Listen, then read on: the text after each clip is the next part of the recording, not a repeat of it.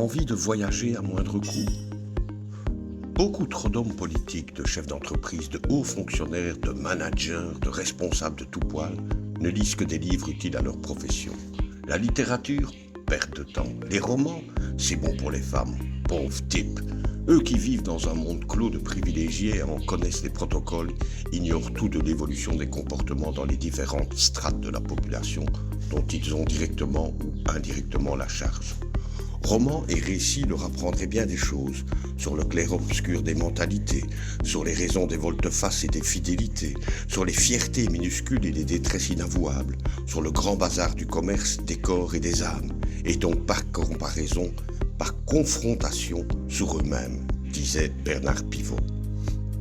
Pour moi, lire, c'est s'évader sans quitter le confort de son salon.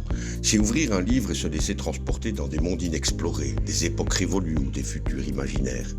Chaque page tournée est une promesse d'aventure, une invitation à explorer des territoires inconnus et à vivre des expériences qui dépassent les frontières du quotidien. Dans le silence feutré de son foyer, le lecteur devient un explorateur intrépide.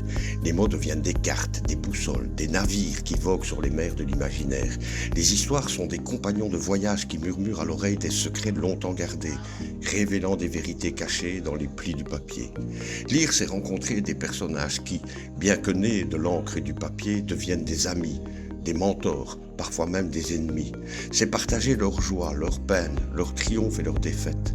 C'est grandir avec eux, apprendre d'eux et souvent se découvrir soi-même à travers eux. C'est aussi voyager dans le temps, revisiter le passé, anticiper l'avenir, comprendre le présent.